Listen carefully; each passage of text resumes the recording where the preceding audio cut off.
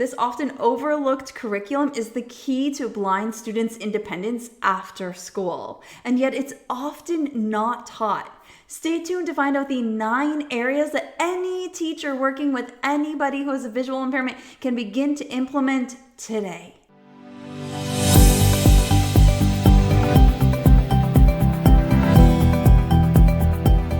If you haven't guessed it yet, we are talking about the expanded core curriculum. But honestly, the word expanded is not very truthful because it is essential to our students' independence. We are going to break it down for you today. We're going to go over the essential skills that every blind person needs in order for them to be independent, because that is exactly what the ECC does. We're going to talk about why we're even talking about this, like what does it even matter? We're going to go into what is the expanded core curriculum, who is responsible for implementing it. We're also going to go into how you can implement expanded core curricula activities and what if these ideas don't work for you, because I know a lot of brains are going to be like, oh, but my situation is a little different. My situation is a little different. It is. It's all individualized, and I have got you covered. Did you know that 90% of our experiences and things that we learn visually? We learn through incidental learning. Take it like this. Say you walk into a party. This just happened to me a few months ago. I walked into a new space and I was going to go to like this dance party. And I was wearing jeans. I was at a dance party with new people. Well, I was the only one wearing jeans. Everybody else was in yoga clothes.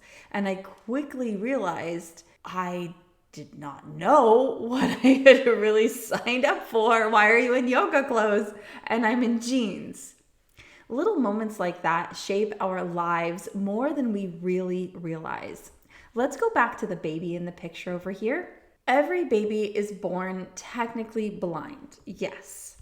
However, as we age, most of us develop better vision, and that allows us to see everything going on around us. Let's think about that baby as it grows up, okay? And it gets sat in the high chair, and its mom makes a peanut butter and jelly sandwich. And so the mom goes and gets the bread, maybe from the pantry, maybe she gets the peanut butter out of a cupboard, maybe the jelly is stored in the fridge. Now what that baby is doing is it is associating those sounds with those actions and those movements. Then the baby will watch the mom get the knife or the spoon and spread the peanut butter and jelly onto the bread and then maybe cut it and then eat it or eventually place it in front of the baby to enjoy themselves.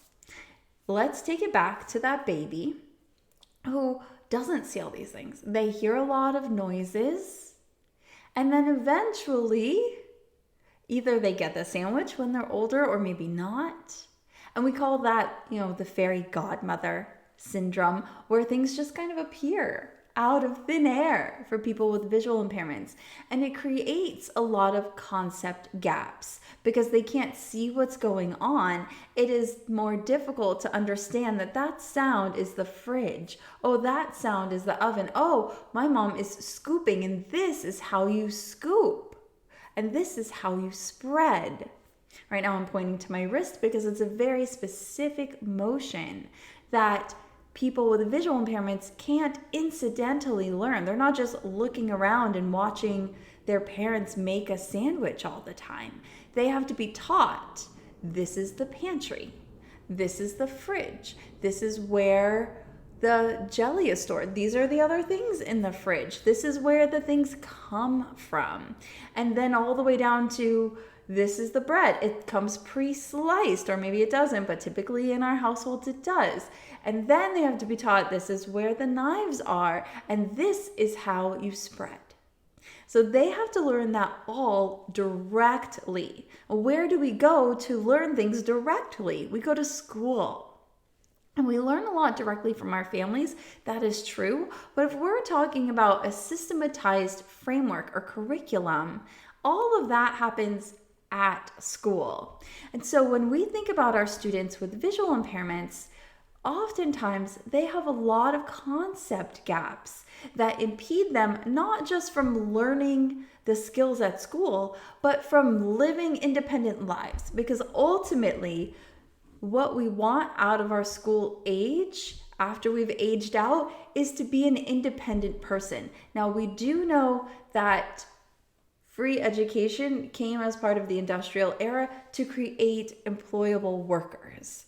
But if you can't make a peanut butter and jelly sandwich, it's very difficult to be employed. So even if we're going back to the whole purpose of education back in the early 1900s, it's still very difficult to live out that goal, that post-secondary goal of being an independent person and being a worker in our capitalistic society if you can't tie your shoes, if you don't know how to go to the bathroom, if you can't interview for a job. You know what I mean? So that's where the expanded core curriculum comes into play. Again, it's not necessarily expanded, because when I talk to other adults, especially as an orientation and mobility specialist, they wish that they had these skills long before they were needed. The expanded core curriculum, as defined by the Texas School for the Blind and Visually Impaired, which is a really great resource, I highly recommend you go look them up, says that the expanded core curriculum, the ECC, is a framework of specialized skills and knowledge designed for students who are blind or visually impaired, supplementing the general education curriculum to address their unique needs and ensure that they develop the skills necessary for independence and success. Okay. Quick time out. I love the way that it says unique needs, because before the expanded core curriculum, the curriculum we had before that was called unique needs. Cute little tidbit, fun fact for you. Okay. If you're old school like me, I mean, you're around. So there are 9 key areas that we teach. Now, later on in this video, I will tell you exactly who is responsible for teaching these skills, but I want you to understand the areas, and so you can start to think about if you're a classroom teacher or your related service, or maybe you just have a child with a visual impairment. How can I start to incorporate all these things? Because we know that people learn best in a systematized curriculum manner. And so I like to know what's going on. So I'm going to read off these 9 areas. You can see them on your screen, and then we're going to go into what each one is. And I'm going to give you a 21st century simplified version. So the 9 areas are assistive technology, orientation and mobility, independent living skills, recreation and leisure, sensory efficiency, career education, compensatory skills, social skills, and self-determination.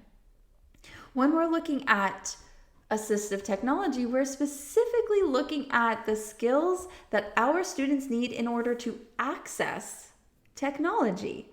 We know that technology is a big part of the game right now. If they want to be employed at all, if they want to get through high school, if they want to get through elementary school, they need to be able to access their technology. And most technology isn't visually accessible. They use things like screen readers or voiceover, or you might see some students with a CCTV, a closed captioning TV, or you might see some students with little devices that make the things on the screen that the teacher has make them bigger, or they might be screen sharing from the front of the board onto their device. There are a bunch of different ways that our students need assistive technology and rely on their assistive technology and devices. And these are a whole other set of skills. So if you think about what your gen ed or special ed students do during the day, it makes sense that your day is jam-packed. It's hard to get these extra skills in if they are not specifically noted and set aside. Then we have orientation and mobility. Of course, that's my favorite. If you don't know me, and I completely forgot to introduce myself, I'm Cassie Maloney. I am still a practicing orientation and mobility specialist, meaning I help people who are visually impaired or they're blind to know where they are in space and to navigate their environments safely. Orientation and mobility can be its own separate career, which is super fun. And it can be its own separate area of the ECC. as it relates to an IEP, which is an individualized education plan. These are the skills for navigating in new environments or just anywhere that you have to go. Then we have independent living skills. Nobody teaches you how to grocery shop, right? Well, I do. For our students who have trouble understanding how to navigate a grocery store, because there's so much. Think about the first time you went to a grocery store. There's so many things happening. And these are skills necessary for any daily living things, such as personal care, even down to like, how do you identify the washer, the dryer, your shampoo? How do you know what clothes you're putting on? How do you label things like that? All of that are daily living skills. And then, of course, time management and home management and financial literacy. The soft skills they don't teach you at school. Then the next is recreation and leisure. And don't get me wrong, a lot of times we want to brush off rec and leisure skills, but if you can't access things to help set your mind and your body at ease, you're going to have a really hard life. And I think as the new generations coming up, I'm actually really proud of you guys in your generations for sticking with your values of health, mental health, really putting yourselves first, because it shows that that is how you actually get ahead. We know that people who are visually impaired and they're blind oftentimes are 80 to 100% underemployed or unemployed, which leaves them in a lower socioeconomic status often, which then in turn makes it more difficult to access these rec and leisure activities. And so if they have a way to be able to understand how to access them, how to advocate for themselves, what is out there, it's not as easy as just like, now you can look things up on the internet, but not all students can do that. So it's understanding how that they can engage in leisure activities and different hobbies.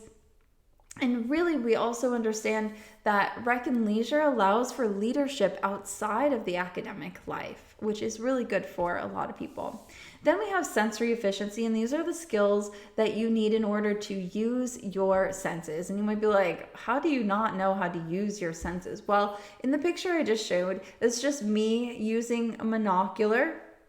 And that's just one way that you can use your vision better. It's a tool to help your vision. If your student has cortical or cerebral visual impairments, again, same thing. You want to be helping their vision to increase, especially with any neurological visual impairments, because those visual impairments actually can see an increase in efficiency.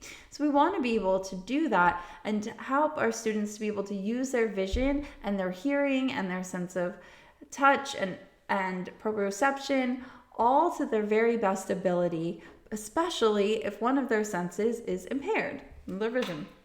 Okay, then we're getting into career education. And this is really like, what is out there and how do I show up as a good employee? So a lot of our students are really into radio or podcasting. That's really big for obvious reasons. We've got a wide gamut of careers that people with visual impairments can partake in. If you're watching this video, leave a comment below if you know somebody and just share what they do. If you know a person with a visual impairment, just so we can get that conversation going. What do people who have visual impairments, what do they even do for a living? What can they do? What is available? Now, oftentimes this requires direct instruction as well.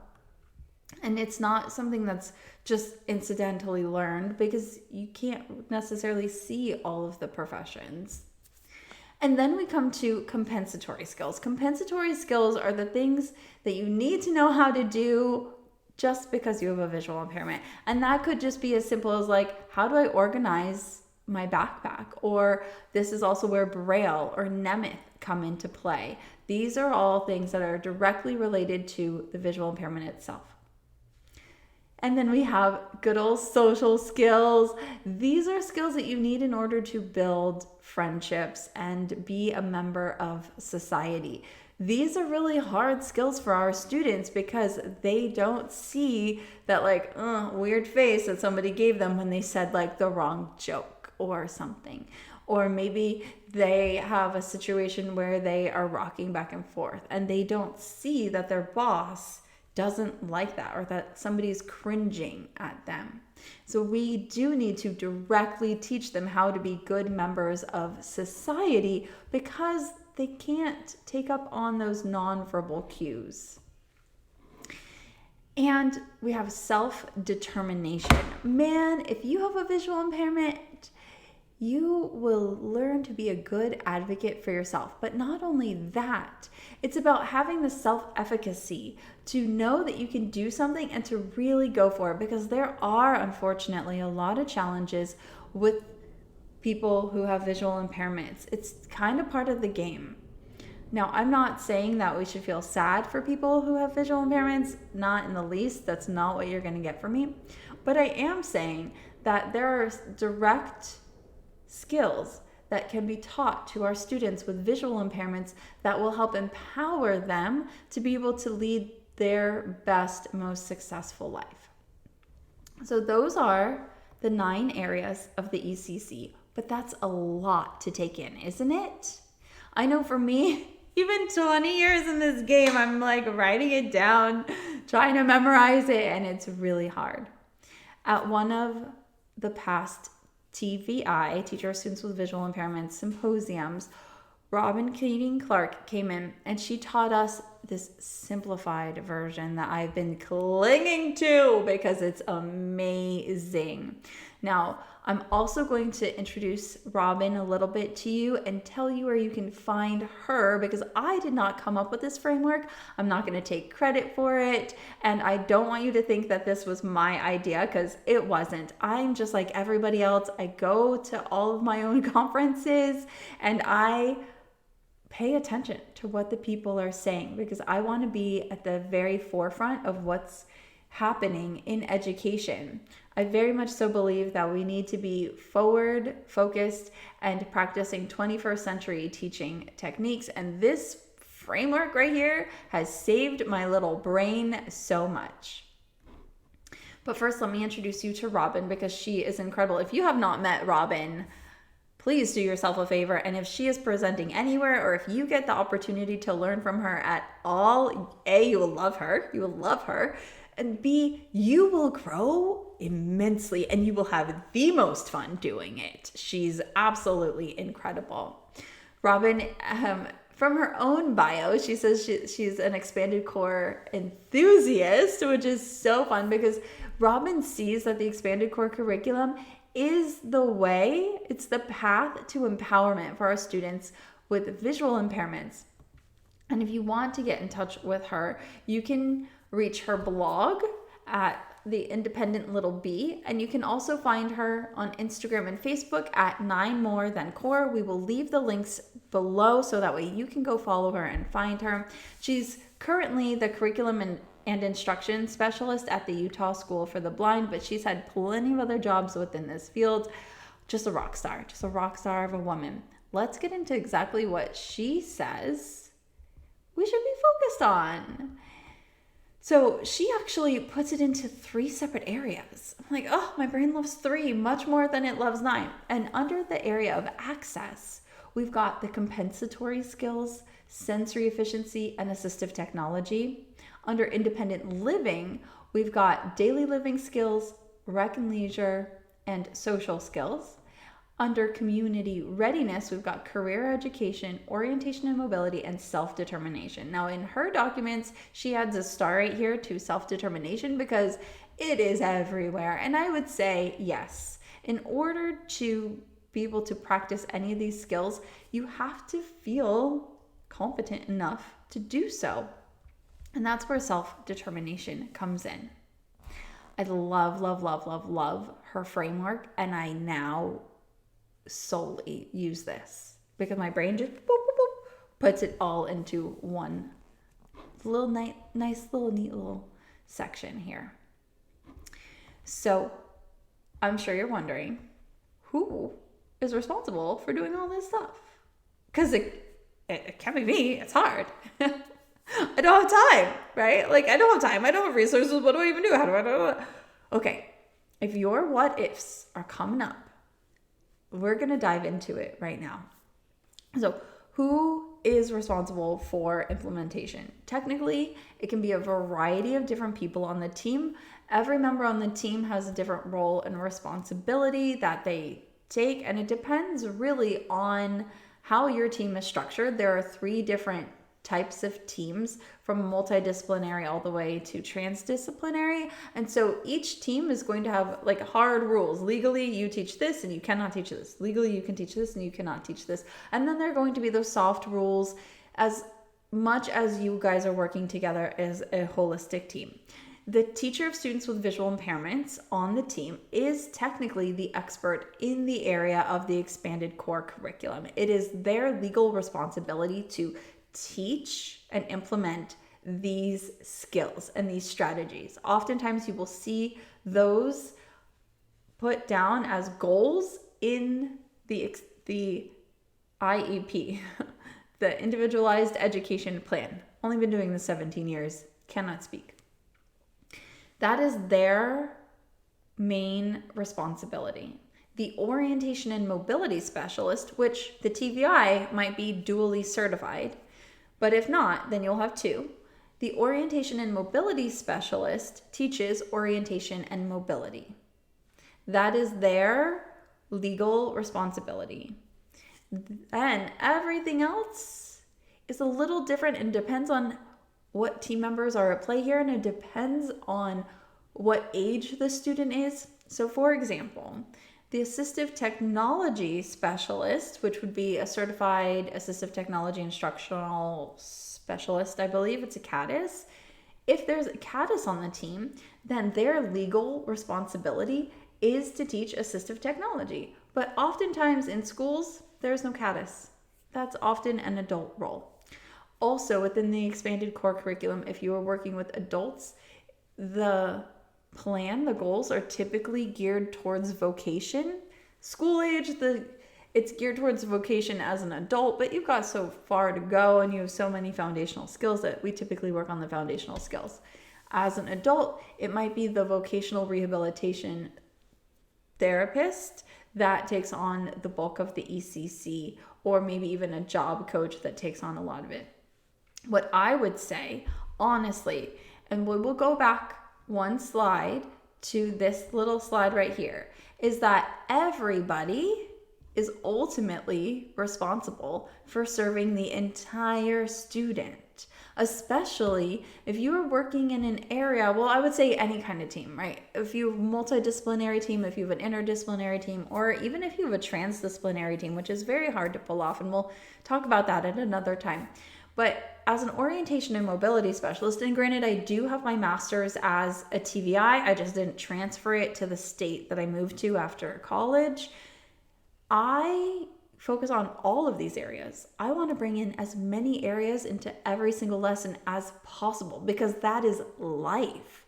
I can't get a job if I don't know how to write, if I don't know Braille, if I need Braille, if I don't know how to organize my desktop, if I can't access my email, if I don't have the social skills to have an interview, and if I can't go home at night and have something else to do.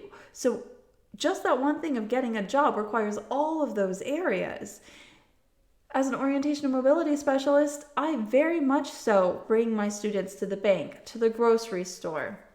We practice routes to different places where they might want to get a job. We talk about all of that stuff. The TVI is also bringing in orientation and mobility and assistive technology. So our role within the ECC is not 100% linear. We want to co-teach as much as possible. We want to bring our educational expertise together as much as possible. Now, if you are just a normal teacher, legally, you are not responsible for the goal areas that I just talked about. However, I do highly recommend that you begin to implement these areas in all of your activities for all of your students. We'll get into that in just a second.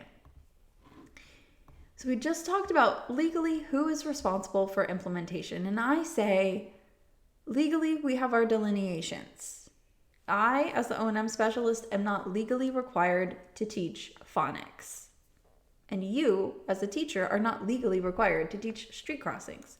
There is a legal delineation. However, we are working towards the entire student, and therefore we want to make sure that we are bringing in as much instruction from every area as possible.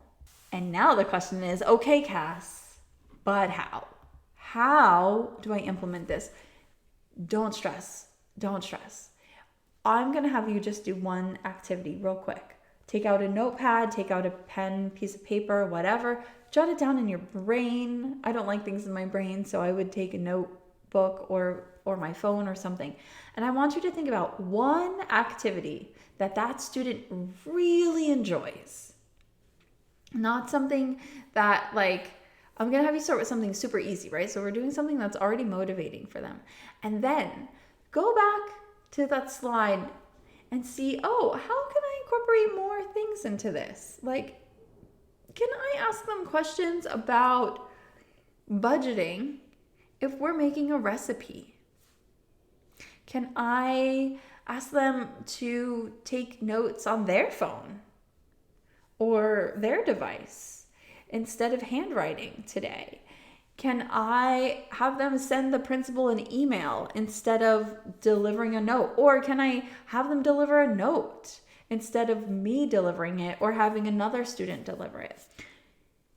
What I would suggest is you make a quick task analysis, which is just a fancy way of saying write down all the stuff that they have to do, all the tasks. That's it. All the tasks involved in that activity, and just see what else can I jam in there.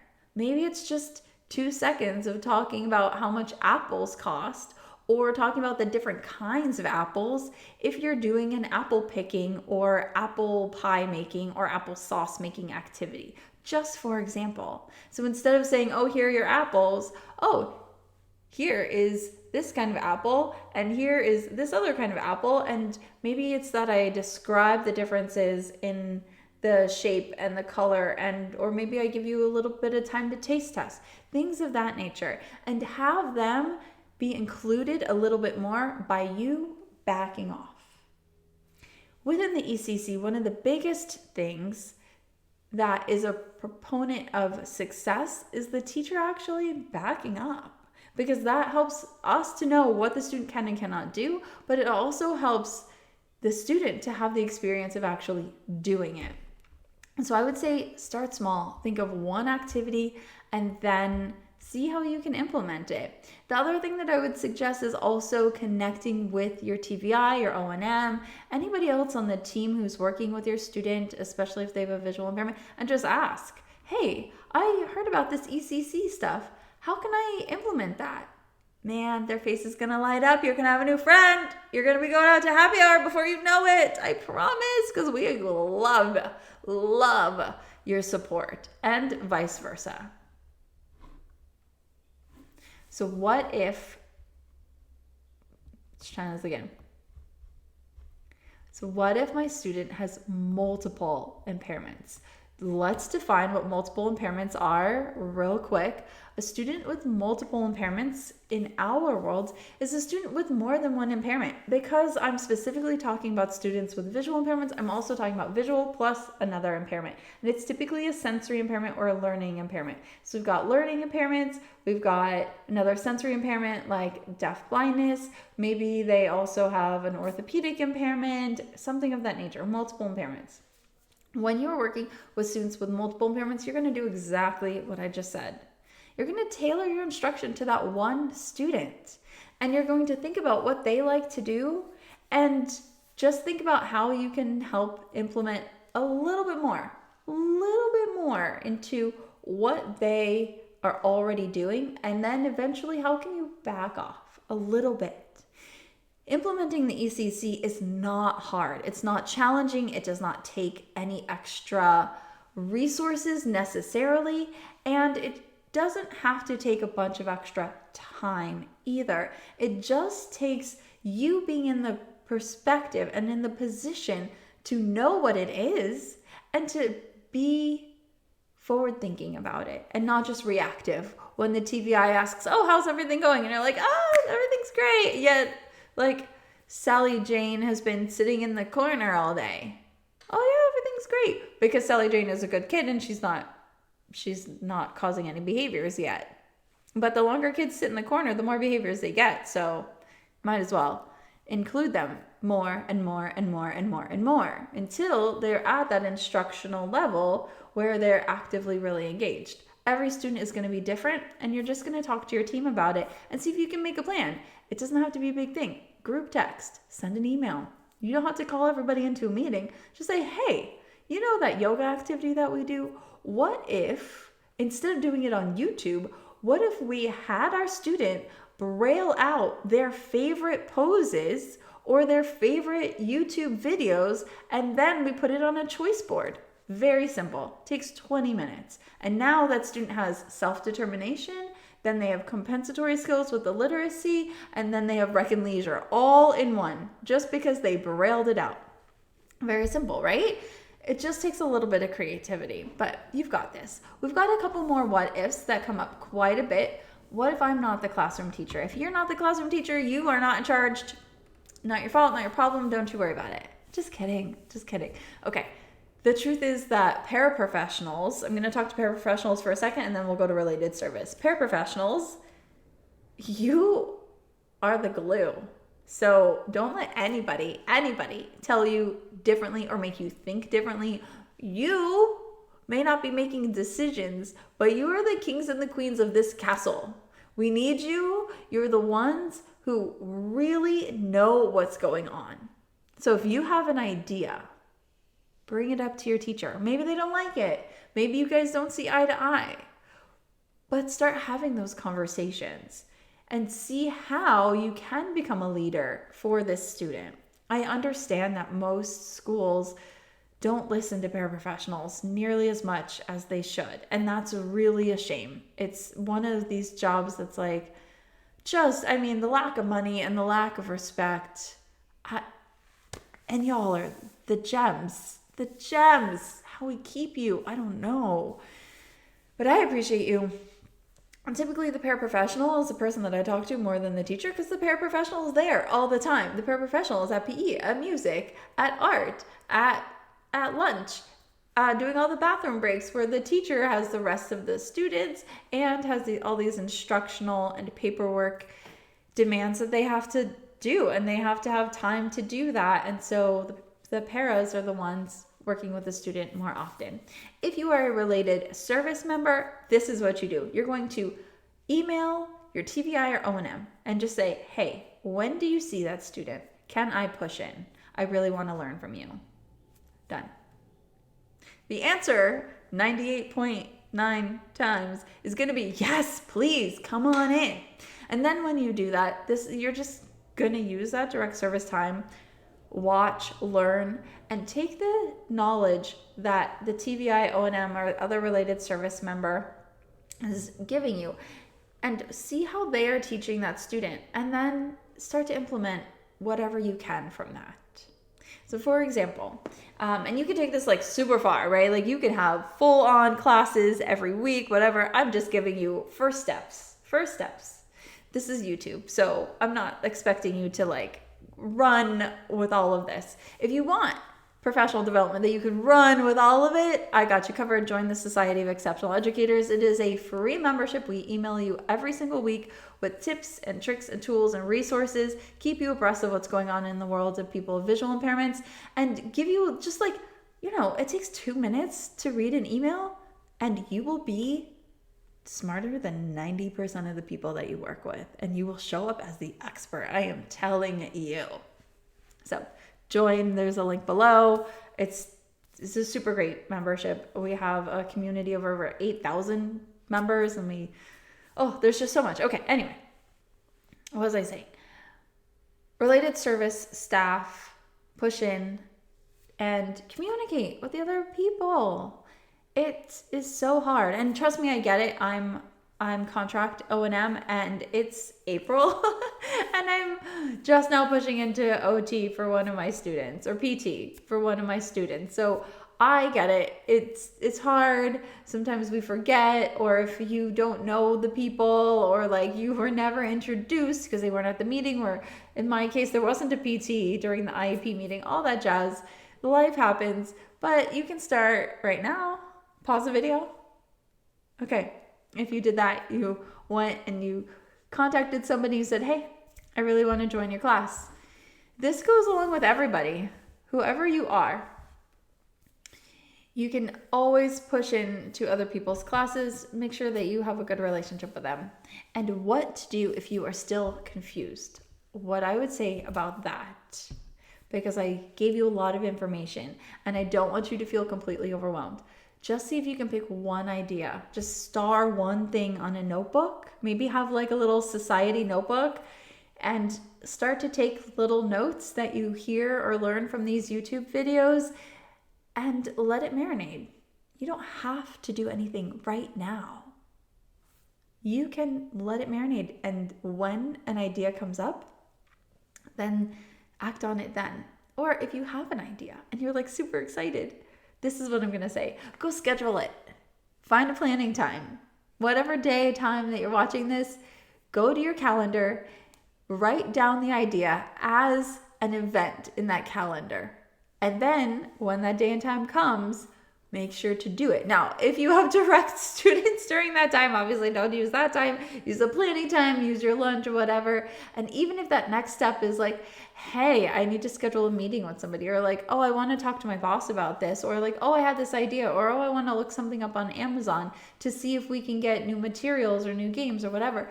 All of that, whatever it is, make time for it. If not, then I'm glad that you're learning and I'm glad that you're watching, but I really want you to do something with this information. That would be the best gift to me. I want to say thank you so much for watching. It's going to get a little loud in here real quick as my kids run around. But as always, like this video if you liked it, hit the subscribe button and leave a comment below and let me know what you think about this, if you know about the ECC already, and if this was helpful to you. If you're already in our community and you have sent this out to somebody who you know that could use this information, I want to thank you so much. I appreciate you. We have a webinar coming up on May 15th that's going to help all teachers working with students with visual impairments. You could hear my kids. Oh, they're trying to be good while I record.